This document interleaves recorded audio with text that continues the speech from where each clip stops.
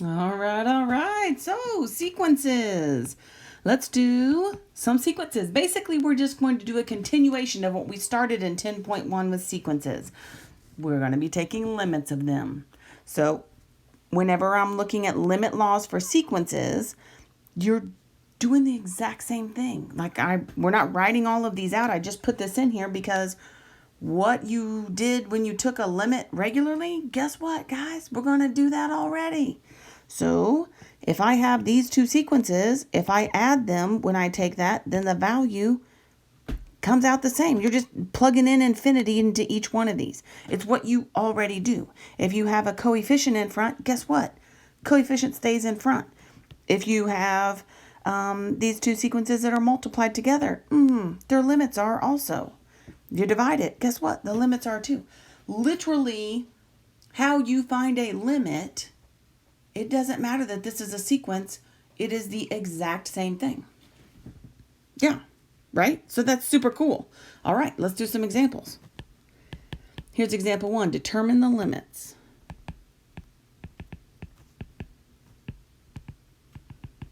of the sequences. Here's A. We have a sub n is equal to 3n cubed over n cubed plus 1. Do you remember what that is? Yeah, right? So if I'm going to take this limit as n approaches infinity here of 3n cubed over n cubed plus 1, that is the same degree on the top and the bottom. When you have the same degree on the top and the bottom, you're just looking at your coefficients. My expectation is that your answer is directly 3. There is no work to show for that. Put your limit notation in there so that you know how you get 3. So other than using limit notation, there's no other work. Sweet, right? Yeah, it is. Let's do another one. Here's B sub n. N plus 5 over n to the n. Now this one's a little bit more fun. Yeah, because you can spice this up a little bit. So, way back in chapter 7, seems like a long time since then, doesn't it?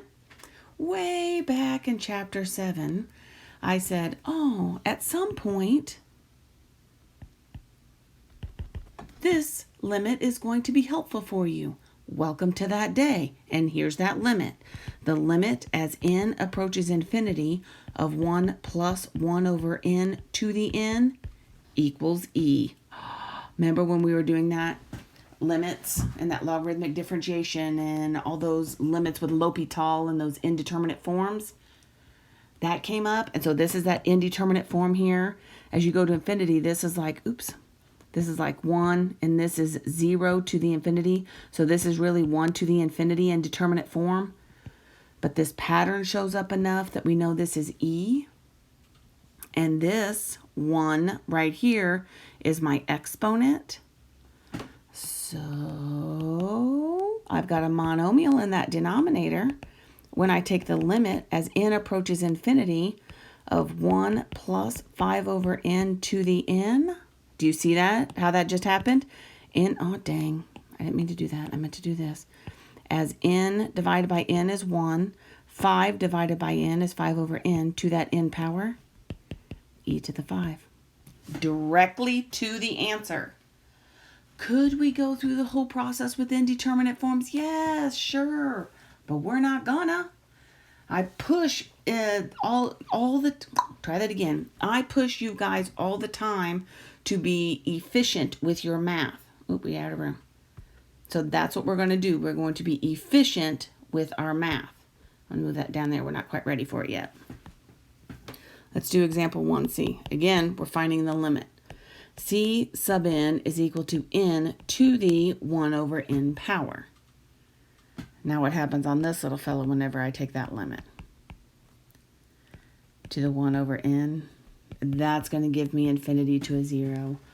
Yeah, that's not a common one that we have all the time, although it will be as we get farther into it. But at this point, n to the 1 over n is infinity to the 0. All right, so we're going to take this. Remember back to chapter 7? Figuring out that L, introducing natural log. So 1 over n, natural logs of n. It's coming back, isn't it? Those indeterminate forms with L'Hopital.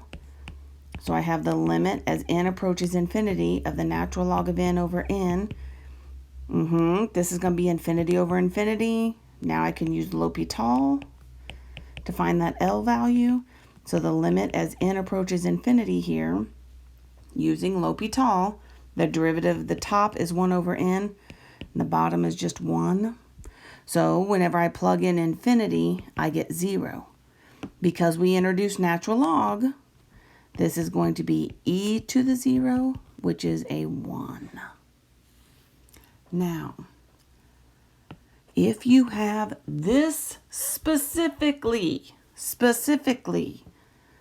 the limit as n approaches infinity of n to the 1 over n, that is always going to equal 1. If you have some type of derivation of that, it won't, but that shows up sometimes. Not as often as the one with e that we just did down here, right? That's going to show up a lot more, and it has a lot of movement with it. All right? Okay. Just take a limit. When you take a limit, you now know several different ways to take a limit. Straight up take a limit. Indeterminate forms L'Hopital. Indeterminate, put it into L'Hopital. I mean, you know now how to take a limit, so do it. Right? Doesn't matter if it's a sequence. Take that limit. All right. I'm just going to talk about these. All right? We're just going to talk about these here for a little bit. I am not going to test you on this terminology of limits. However, it is in my math lab. All right? These words are in my math lab. If you have increasing, that means your next term is bigger. Non-decreasing, that means it could be the same or bigger. So just not decreasing, it can't go down, but it could be the same or bigger. Decreasing means going down every time.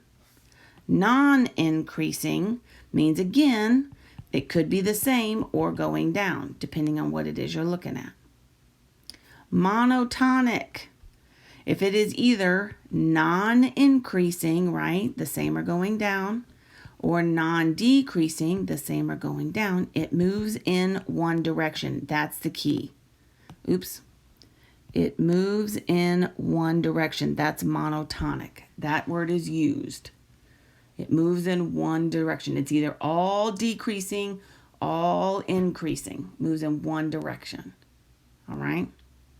Okay. Bounded above means it goes up to a specific number up high. Bounded below means it goes to a specific number down low. Right? Then a sequence is bounded above and bounded below, then we say that it is a bounded sequence. Right? So if it is just bounded above, that means that I'm coming here infinite, but then it stops at some specific value. It's bounded above. If it's bounded below, right, then it's the exact same thing, except it stops right here, but it goes to infinity otherwise. If it is a bounded sequence, that means it's bounded above and below, so it only goes to specific values, top and bottom. Does that make sense? All right. Again, I am not going to test you on this terminology, but my math lab has it in there, so I want to make sure you know how to do it. All right. Just get some terminology down.